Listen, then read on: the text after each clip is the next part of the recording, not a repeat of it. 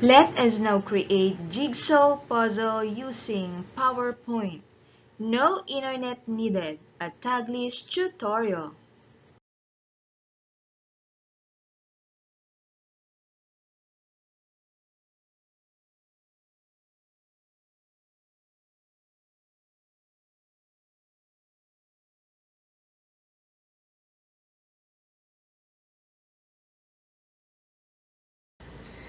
Okay, so let's start na ng paggawa ng puzzle. Kung makikita ninyo, naka-open na ang aking PowerPoint presentation maker. Alright? So sa una, makikita nyo ganyan.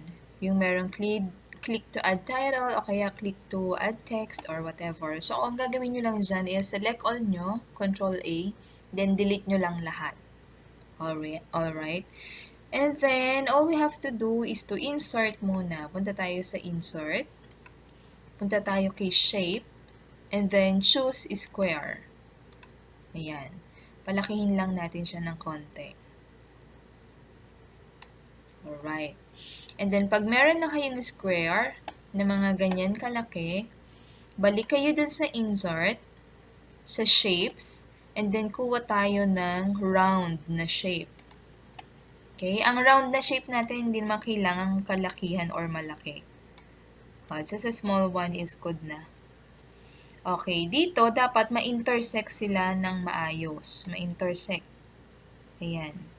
Parang hindi siya masyadong bilog. Ayusin ko muna.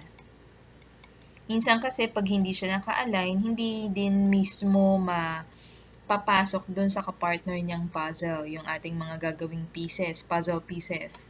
Alright, and to assure na naka-align siya, click nyo tong si square, and then shift, click nyo tong si round or circle. And then, go to align. Dito sa upper right side yon, align, then align center. Ayan, naka-align center naman na siya. And then, click nyo po yung bilog na ginamit natin and then, iduduplicate natin siya. Ika-copy-paste natin or kung gusto nyo ng shortcut, just type Control D for duplicate. Okay, there you go Next, ayan, nilagay ko siya dito sa may kabilang gilid, sa right side. At para ma-sure na siya ay naka-intersect ng maayos, ayan, kung nakikita ninyo yung guhit, isang horizontal, patayo at pahigang guhit, yan, pantay na siya. And then, click nyo po itong si square. And then, shift, i-click po itong circle sa ibaba. Okay, so ganyan magiging itsura niya. Pag ganyan ang itsura nila, go to Format, go to Merge Shapes, go to Subtract. Okay, there you go. Yan ang magiging itsura. Mawawalan ng half circle dito sa baba kasi nag-subtract nga tayo. And then, click again the big square. And then, shift, click the circle, yung other circle, yung buo. And then, go to Format again, Merge Shapes, and then Union. Para mawala yung guhit niya dito. Yung guhit ng kanyang half circle. Okay. So, there you go. We already have our first piece of puzzle. Ang gagawin natin ngayon dito ay i-duplicate. Okay? Para sa shortcut ng duplicate, sabi ko sa inyo, Control D. Ayan. So, nag-duplicate na siya. Dalawa na sila. Okay? Itong dinuplicate natin na ito, i-click ninyo siya, and then go to Rotate. Rotate right 90 degrees. Okay, so ganyan magiging itsura. And then, try nyo po kung siya ay lalatag doon sa kanyang kapartner. So, okay naman. Medyo adjust na lang. Okay? Okay, so ayan, lumapat na siya. And then, click nyo po itong second piece. And then, Control D. Duplicate ulit natin siya for our third piece. Ayan na po siya. Ito na ang ating third piece. Click nyo po yung third piece. Go to rotate, and then rotate right 90 degrees. Okay? And then, lagay dun sa ilalim. Ito na yung mag-i-stand as our third piece. So, adjust na lang po ulit. Okay. Siguro minsan mapapansin nyo, hindi siya lapat na lapat. Okay? And then, we already have our third piece. Let's go now to our fourth piece of puzzle. Click nyo po itong pangatlo. And then, Control-D to duplicate. Ayan, we have our fourth piece of puzzle. And then go to, kiklik nyo siya, and then go to, nasa na yung natin? Oh, nawala. No, yung rotate. Okay, ayan, rotate, and then rotate 90 degrees, and then tignan kung swak doon.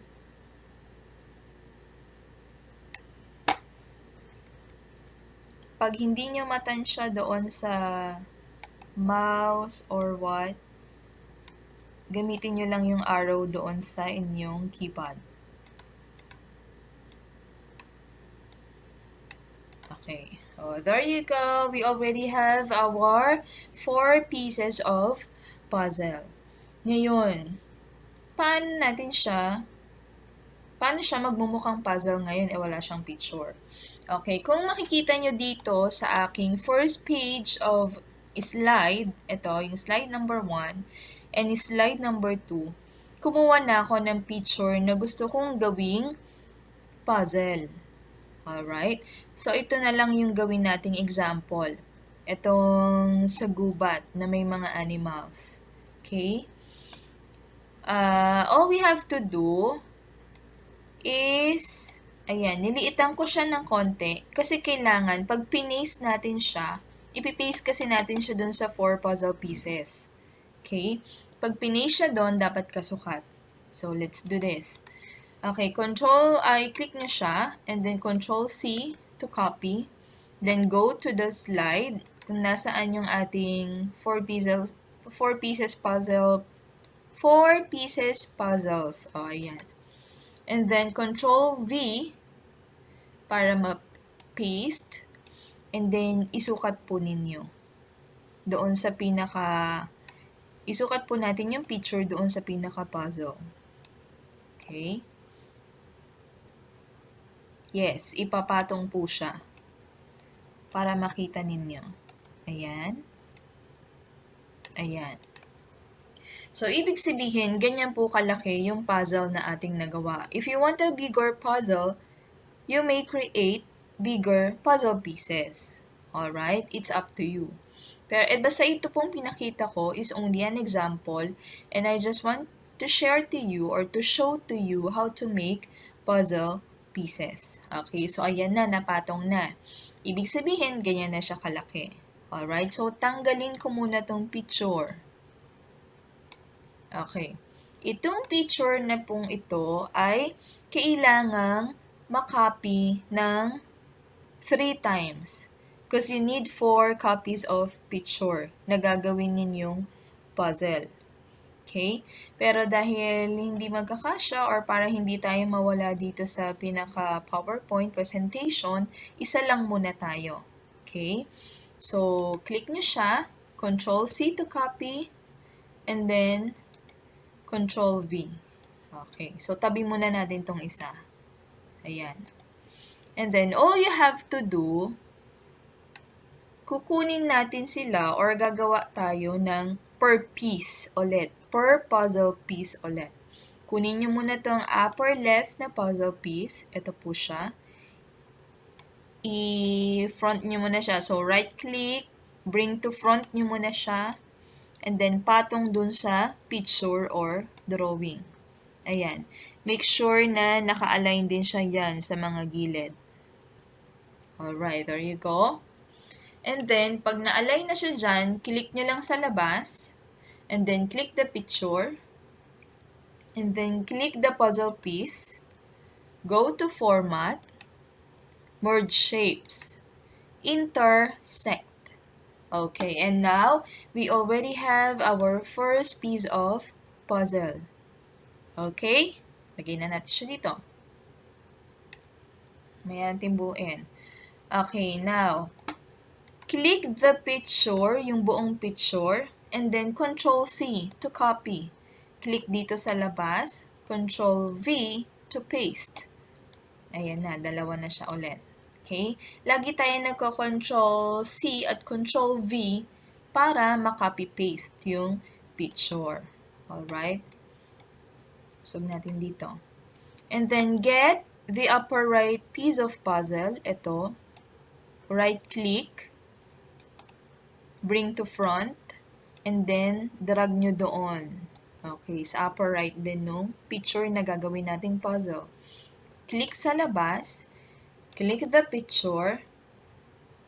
Shift. Click yung puzzle piece. Format. Merge shape.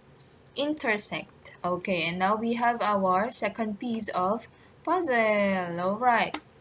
Next, kailangan ulit natin ng copy ng whole drawing, ng whole picture. So, click, Control-C, and then click sa labas, Control-V. Alright, there you go. Usog ulit natin dito. Okay. And then, get the lower right. Ito muna si lower right. So, si lower right, i-click, right-click, bring to front, and then dalhin din doon sa kanyang lower right. Sa lower right ng picture. Alright, there you go. And then, click sa labas, click the picture, click the picture, shift, click the puzzle piece, and then go to format, merge shape, and then intersect. Okay, we have now our third puzzle piece. Okay, and for the last one, ito, pwede na natin gamitin yung drawing na natira. Yung picture na natira pala, rather. Okay, and then get the last piece of the puzzle. Bring to front. Alright, and then put it here. Ayan, okay na ba siya? Naka-align ba? Naka-intersect? Alright, there you go. Click sa labas, click the picture, shift, click the puzzle piece, format, merge shape, intersect. Okay, and now we are completely finished with our 4 puzzle pieces. And then, tignan natin kung aakma. Parang bata lang. Alright. And here. And here. Okay. Successful ba? Yes, we are very successful. It's very, very easy, guys. So all you have to do is just to watch the video completely and follow the simple procedures, okay? Ito po ay pwede ninyong magawa not only for your lessons, not only for your learners, but also for your kids at home. Okay? So sana po ay mayroon kayo ulit natutunan sa Teacher Naynay TV. At sa lahat ng hindi pa nagsasubscribe, mag-subscribe na po kayo. Okay? I-like ang ating channel, subscribe with bell, at i-share po sa iba pang nais matutong gumawa ng puzzle with the use of PowerPoint presentation. Maraming salamat po at see you sa susunod nating Edo Vlogs. Teacher Naynay TV. Bye-bye!